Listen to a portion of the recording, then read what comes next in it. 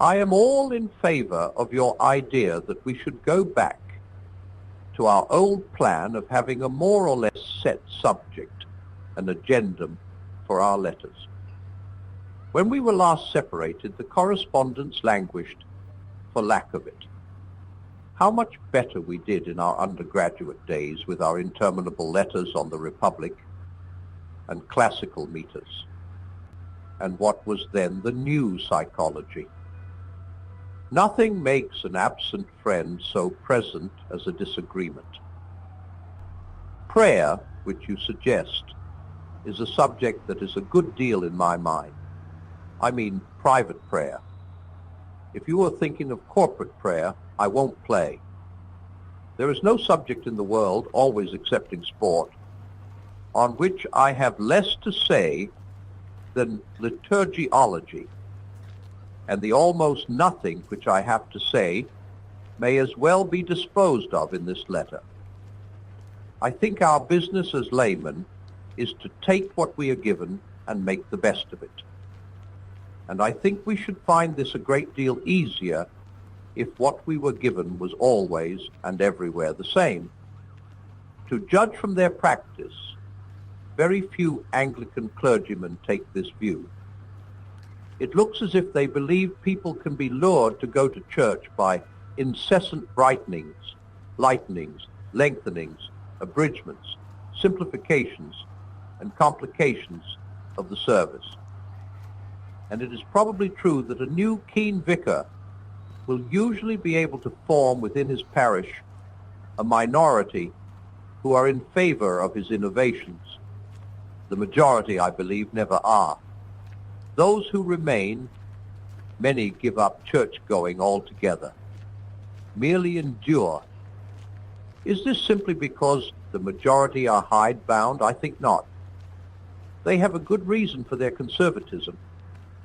Novelty, simply as such, can have only an entertainment value, and they don't go to church to be entertained. They go to use the service, or, if you prefer, to enact it. Every service is a structure of acts and words through which we receive a sacrament, or repent, or supplicate, or adore. And it enables us to do these things best. If you like, it works best when, through long familiarity, we don't have to think about it. As long as you notice and have to count the steps, you are not yet dancing, but only learning to dance. A good shoe is a shoe you don't notice. Good reading becomes possible when you need not consciously think about eyes, or light, or print, or spelling. The perfect church service would be one we were almost unaware of. Our attention would have been on God. But every novelty prevents this. It fixes our attention on the service itself, and thinking about worship is a different thing from worshiping. The important question about the Grail was, for what does it serve? 'Tis mad idolatry that makes the service greater than the God. A still worse thing may happen. Novelty may fix our attention, not even on the service, but on the celebrant. You know what I mean. Try as one may to exclude it, the question, what on earth is he up to now, will intrude. It lays one's devotion waste. There is really some excuse for the man who said, I wish they'd remember that the charge to Peter was feed my sheep, not try experiments on my rats, or even teach my performing dogs new tricks. Thus my whole liturgiological position really boils down to an entreaty for permanence and uniformity. I can make do with almost any kind of service whatever, if only it will stay put.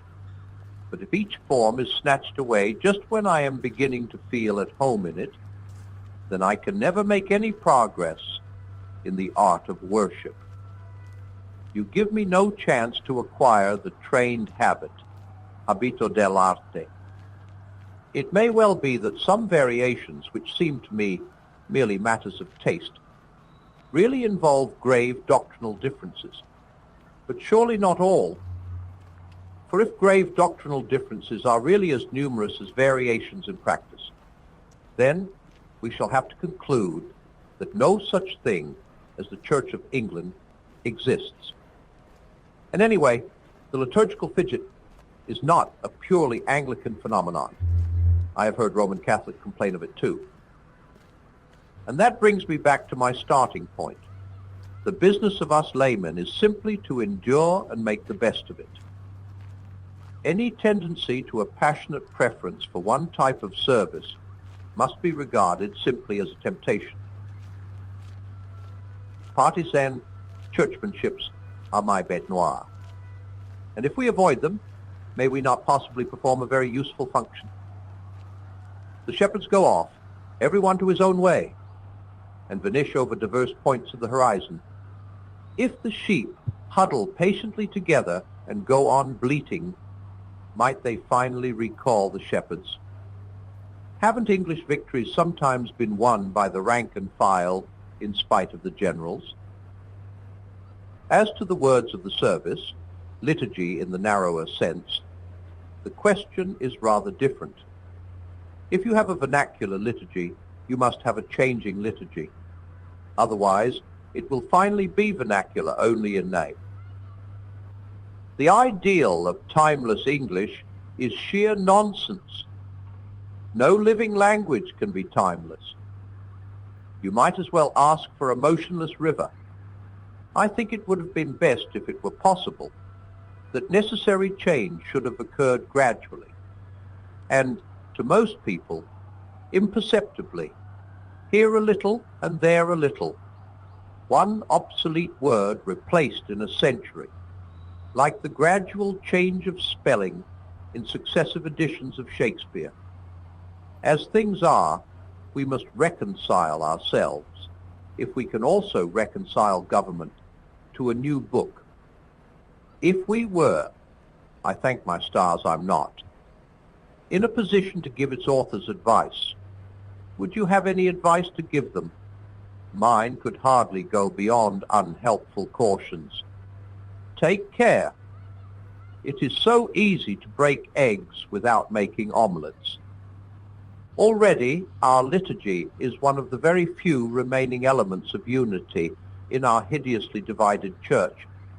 The good to be done by revision needs to be very great and very certain before we throw that away. Can you imagine any new book which will not be a source of new schism? Most of those who press for revision seem to wish that it should serve two purposes, that of modernizing the language in the interests of intelligibility and that of doctrinal improvement. Of the two operations, each painful and each dangerous to be carried out at the same time. Will the patent survive? What are the agreed doctrines which are to be embodied in the new book? And how long will agreement on them continue? I ask with trepidation, because I read a man the other day who seemed to wish that everything in the old book which was inconsistent with orthodox Freudianism should be deleted. For whom are we to cater in revising the language? A country parson I know asked his sexton what he understood by indifferently in the phrase truly and indifferently administer justice. The man replied, "It means making no difference between one chap and another."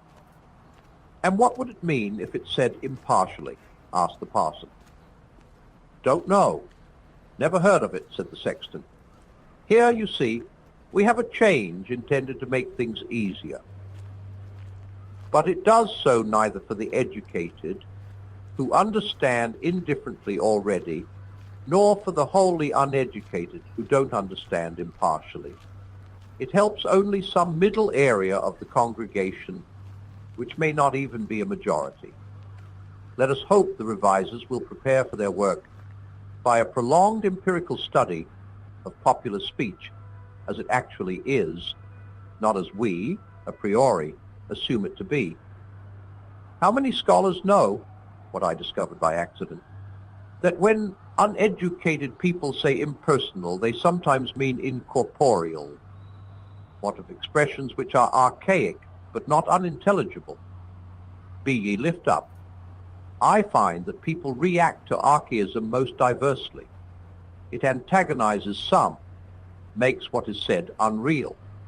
To others, not necessarily more learned, it is highly numinous and a real aid to devotion. We can't please both. I know there must be change. But is this the right moment? Two signs of the right moment occur to me. One would be a unity among us which enabled the Church, not some momentarily triumphant party, to speak through the new work with a united voice. The other would be the manifest presence somewhere in the Church of the specifically literary talent needed for composing a good prayer. Prose needs to be not only very good, but very good in a very special way. If it is to stand up to reiterated reading aloud. Cranmer may have his defects as a theologian, as a stylist. He can play all the moderns and many of his predecessors off the field. I don't see either sign at the moment. Yet, we all want to be tinkering. Even I would gladly see, let your light so shine before men, removed from the offertory. It sounds, in that context, so like an exhortation to do our alms, that they may be seen by men. I'd meant to follow up what you say about Rose Macaulay's letters, but that must wait till next week.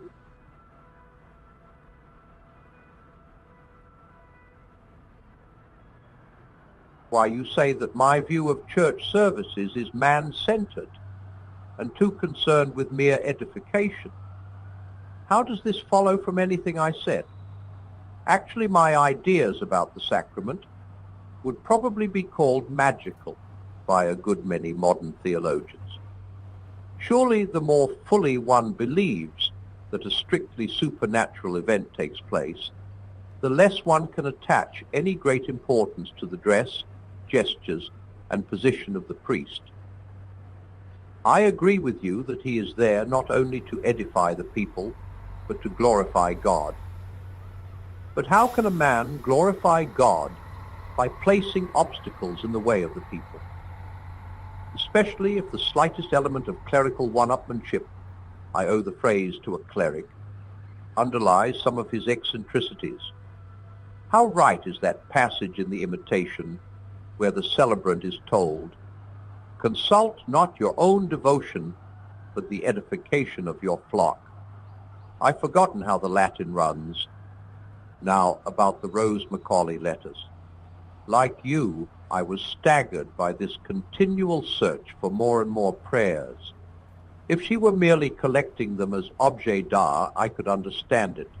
She was a born collector. But I get the impression that she collected them in order to use them, that her whole prayer life depended on what we may call ready-made prayers, prayers written by other people. But though, like you, staggered, I was not, like you, repelled. One reason is that I had, and you hadn't, the luck to meet her. Make no mistake, she was the right sort, one of the most fully civilized people I ever knew. The other reason, as I have so often told you, is that you are a bigot. Broaden your mind, Malcolm, broaden your mind. It takes all sorts to make a world, or a church. This may be even truer of a church. If grace perfects nature, it must expand all our natures into the full richness of the diversity which God intended when he made them, and heaven will display far more variety than hell. One fold doesn't mean one pool. Cultivated roses and daffodils are no more alike than wild roses and daffodils. What pleased me most about a Greek Orthodox Mass I once attended was that there seemed to be no prescribed behavior for the congregation. Some stood, some knelt, some sat, some walked. One crawled about the floor like a caterpillar. And the beauty of it was that nobody took the slightest notice of what anyone else was doing. I wish we Anglicans would follow their example. One meets people who are perturbed because someone in the next pew does or does not cross himself. They oughtn't even to have seen, let alone censured. Who art thou that judgest another's servant? I don't doubt, then, that Rose Macaulay's method was the right one for her. It wouldn't be for me any more than for you. All the same, I am not quite such a purist in this matter as I used to be. For many years after my conversion, I never used any ready-made forms except the Lord's Prayer. In fact, I tried to pray without words at all, not to verbalize the mental acts. Even in praying for others, I believe I tended to avoid their names and substituted mental images of them. I still think the prayer without words is the best, if one can really achieve it. But I now see that in trying to make it my daily bread, I was counting on a greater mental and spiritual strength than I really have. To pray successfully without words, one needs to be at the top of one's form. Otherwise, the mental acts become merely imaginative or emotional acts, and a fabricated emotion is a miserable affair. When the golden moments come, when God enables one really to pray without words, who but a fool would reject the gift? But he does not give it, anyway, not to me, day in, day out. My mistake was what Pascal, if I remember rightly, calls error of stoicism, thinking we can do always what we can do sometimes. And this, you see, makes the choice between ready-made prayers and one's own words rather less important for me than it apparently is for you. For me, words are, in any case, secondary. They are only an anchor, or, shall I say, they are the movements of a conductor's baton, not the music. They serve to canalize the worship or penitence or petition which might without them, such are our minds, spread into wide and shallow puddles.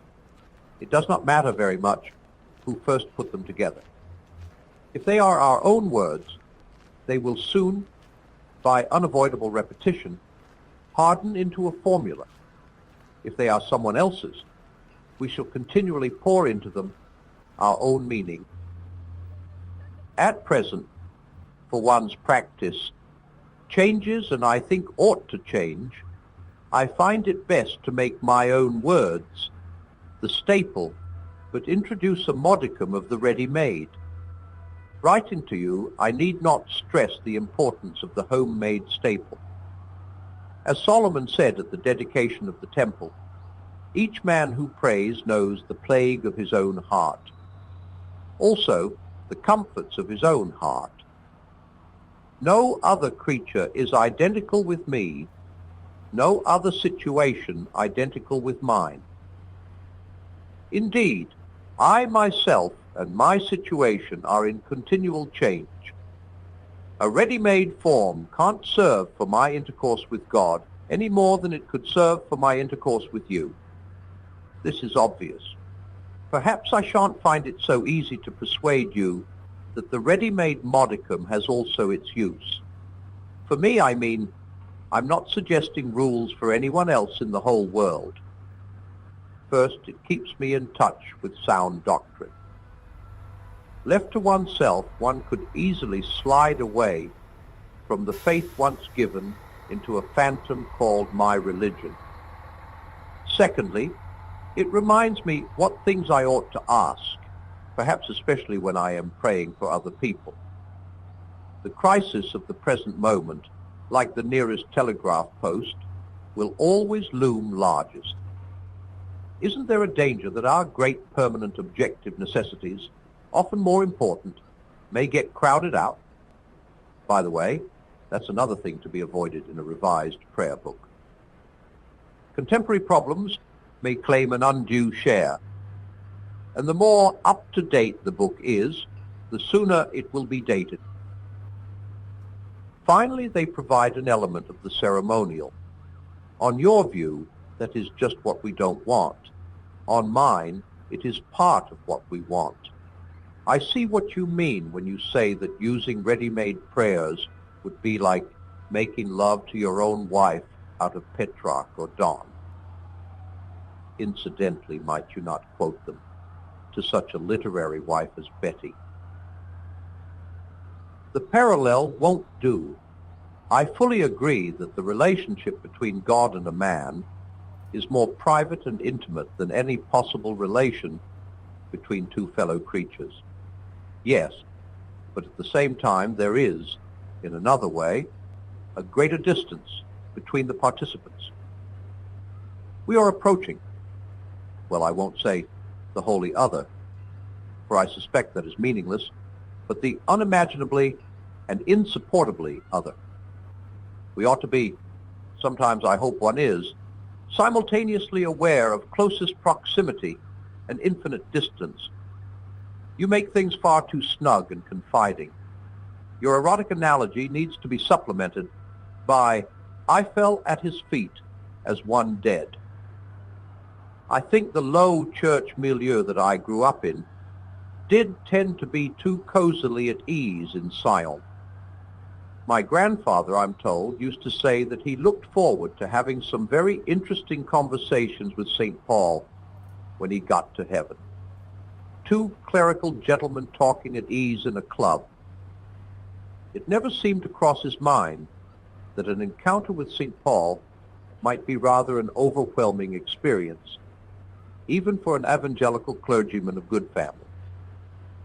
But when Dante saw the great apostles in heaven, they affected him like mountains. There's lots to be said against devotions to saints, but at least they keep on reminding us that we are very small people compared with them.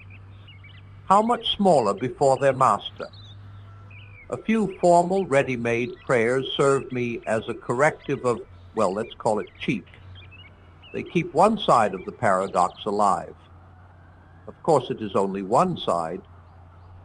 It would be better not to be reverent at all than to have a reverence which denied the proximity.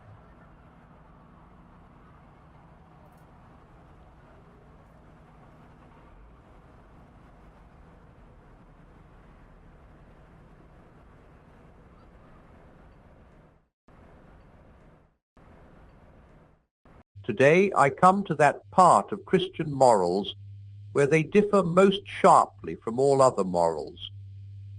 There is one vice of which no man in the world is free, which every one in the world loathes when he sees it in someone else, and of which hardly any people except Christians ever imagine that they are guilty themselves. I have heard people admit that they are bad-tempered, or that they cannot keep their heads about girls or drink, or even that they are cowards. I do not think I have ever heard anyone who was not a Christian accuse himself of this vice. And at the same time, I have very seldom met anyone who was not a Christian who showed the slightest mercy to it in others. There is no fault which makes a man more unpopular, and no fault which we are more unconscious of in ourselves. And the more we have it ourselves, the more we dislike it in others. The vice I am talking of is pride or self-conceit, and the virtue opposite to it in Christian morals is called humility. You may remember when I was talking about sexual morality, I warned you that the center of Christian morals did not lie there. Well, now we have come to the center. According to Christian teachers, the essential vice, the utmost evil, is pride. Unchastity, anger, greed, drunkenness, and all that are mere flea bites in comparison. It was through pride that the devil became the devil. Pride leads to every other vice. It is the complete anti-God state of mind. Does this seem to you exaggerated? If so, think it over. I pointed out a moment ago that the more pride one had, the more one disliked pride in others. In fact, if you want to find out how proud you are, The easiest way is to ask yourself, how much do I dislike it when other people snub me, or refuse to take any notice of me, or shove their oar in, or patronize me, or show off? The point is that each person's pride is in competition with everyone else's pride. It is because I wanted to be the big noise at the party that I am so annoyed at someone else being the big noise. Two of a trade never agree. Now, what you want to get clear is that pride is essentially competitive, is competitive by its very nature, while the other vices are competitive only. So to speak, by accident, pride gets no pleasure out of having something, only out of having more of it than the next man. We say that people are proud of being rich or clever or good-looking, but they are not. They are proud of being richer or cleverer or better-looking than others. If everyone else became equally rich or clever or good-looking, there would be nothing to be proud about. It is the comparison that makes you proud, the pleasure of being above the rest. Once the element of competition has gone, pride has gone. That is why I say that pride is essentially competitive in a way the other vices are not. The sexual impulse may drive two men into competition if they both want the same girl, but that is only by accident. They might just as likely have wanted two different girls. But a proud man will take your girl from you, not because he wants her, but just to prove to himself that he is a better man than you. Greed may drive men into competition if there is not enough to go round, but the proud man, even when he has got more than he can possibly want, will try to get still more just to assert his power. Nearly all those evils in the world which people put down to greed or selfishness are really far more the result of pride. Take it with money.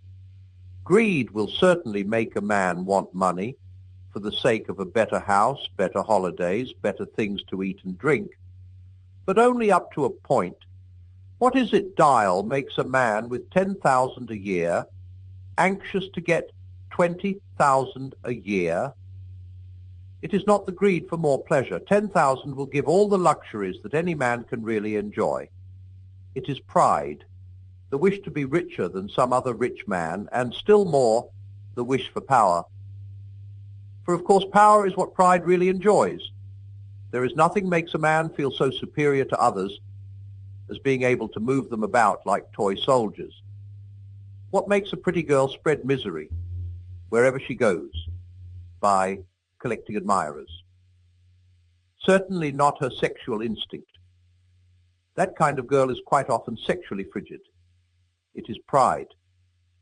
What is it that makes a political leader or a whole nation go on and on demanding more and more? Pride again. Pride is competitive by its very nature. That is why it goes on and on. If I am a proud man, then as long as there is one man in the whole world more powerful or richer or cleverer than I, he is my rival and my enemy. The Christians are right.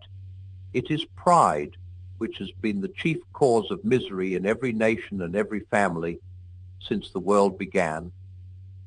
Other vices may sometimes bring people together. You may find good fellowship and jokes and friendliness among drunken people or unchaste people. But pride always means enmity. It is enmity.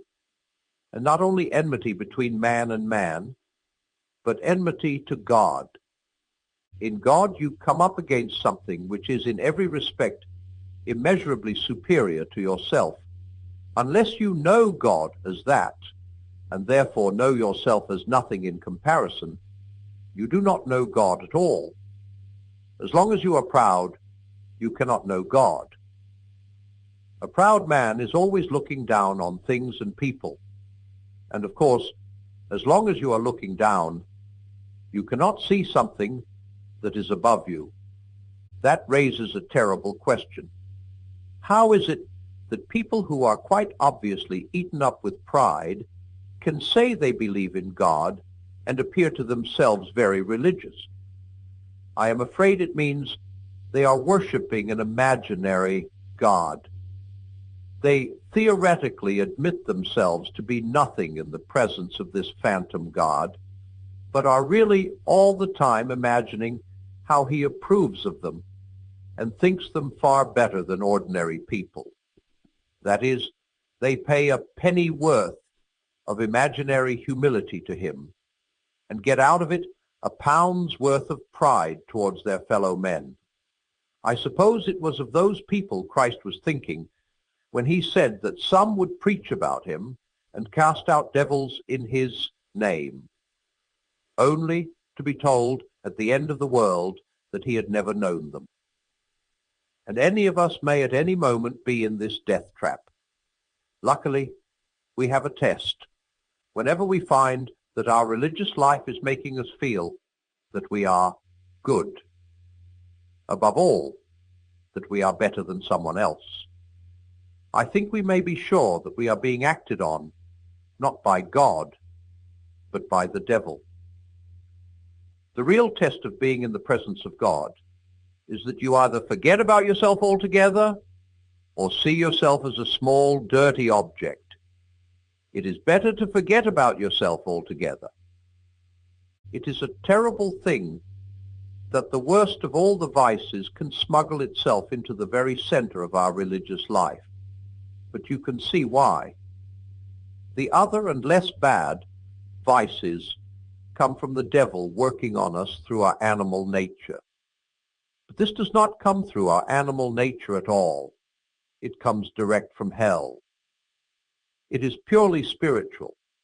Consequently, it is far more subtle and deadly. For the same reason, pride can often be used to beat down the simpler vices. Teachers, in fact, often appeal to a boy's pride, or, as they call it, his self-respect, to make him behave decently. Many a man has overcome cowardice or lust or ill temper by learning to think that they are beneath his dignity. That is, by pride. The devil laughs.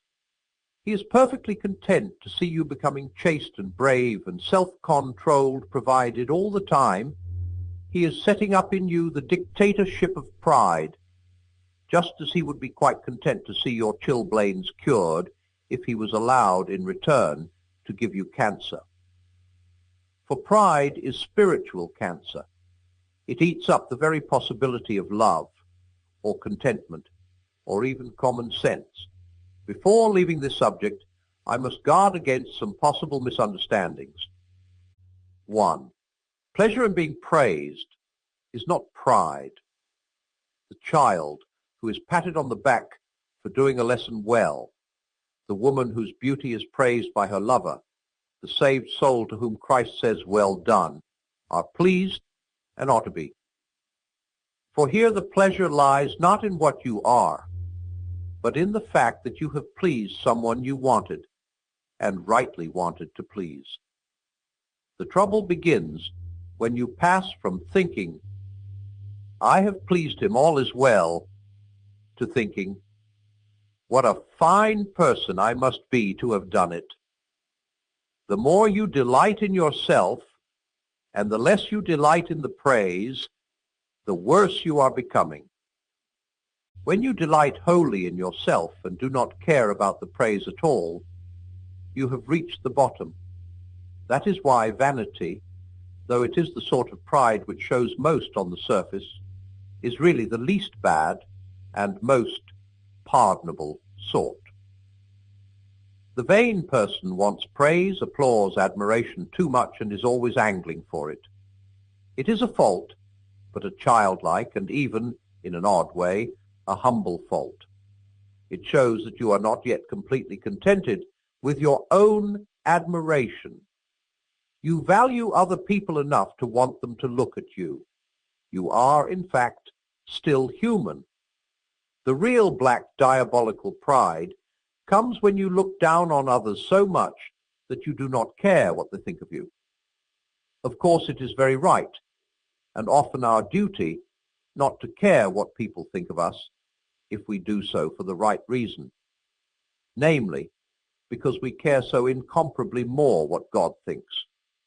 But the proud man has a different reason for not caring. He says, "Why should I care for the applause of that rabble as if their opinion were worth anything?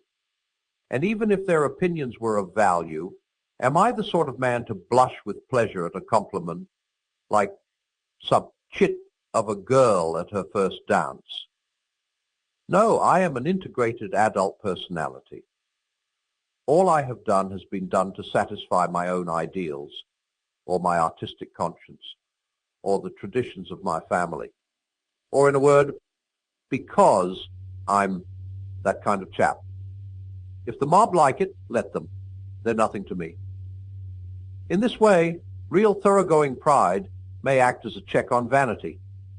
For, as I said a moment ago, the devil loves curing a small fault by giving you a great one. We must try not to be vain, but we must never call in our pride to cure our vanity. Better the frying pan than the fire. 2. We say in English that a man is proud of his son or his father or his school or regiment, and it may be asked whether pride in this sense is a sin. I think it depends on what exactly we mean by proud of. Very often in such sentences the phrase is proud of means has a warm-hearted admiration for. Such an admiration is, of course, very far from being a sin, but it might perhaps mean that the person in question gives himself airs on the ground of his distinguished father, or because he belongs to a famous regiment. This would clearly be a fault, but even then, it would be better than being proud simply of himself. To love and admire anything outside yourself is to take one step away from utter spiritual ruin.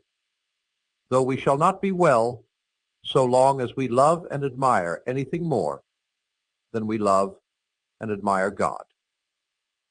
3. We must not think pride is something God forbids because he is offended at it, or that humility is something he demands as due to his own dignity, as if God himself was proud. He is not in the least worried about his dignity. The point is, he wants you to know him, wants to give you himself. And he and you are two things of such a kind that if you really get into any kind of touch with him, you will in fact be humble, delightedly humble, feeling the infinite relief of having for once got rid of all the silly nonsense about your own dignity, which has made you restless and unhappy all your life. He is trying to make you humble in order to make this moment possible, trying to take off a lot of silly, ugly, fancy dress in which we have all got ourselves up and are strutting about like the little idiots we are. I wish I had got a bit further with humility myself. If I had, I could probably even tell you more about the relief, the comfort of taking the fancy dress off, getting rid of the false self with all its look at me and aren't I a good boy, and all its posing and posturing. To get even near it, even for a moment, is like a drink of cold water to a man in a desert. 4. Do not imagine that if you meet a really humble man, he will be what most people call humble nowadays. He will not be a sort of greasy, smarmy person who is always telling you that, of course, he is nobody. Probably all you will think about him is that he seemed a cheerful, intelligent chap who took a real interest in what you said to him. If you do dislike him, it will be because you feel a little envious of anyone who seems to enjoy life so easily. He will not be thinking about humility. He will not be thinking about himself at all. If anyone would like to acquire humility, I think,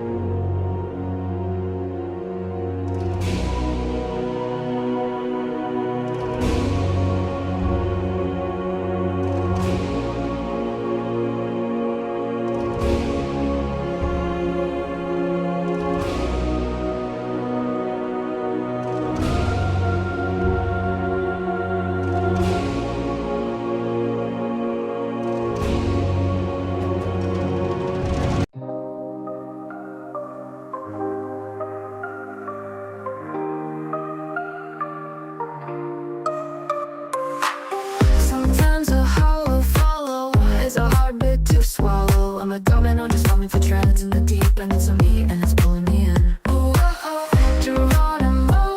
Oh, oh, oh, oh, oh, Geronimo. Oh, oh. My motto's always been to be the guy who has your back. I crescendo and bail my heart out on every track. I need bubbles and things, and we need you, we want you here. I worry every single night that this dreamland will disappear. I need you here. Oh, oh, oh, I need you here.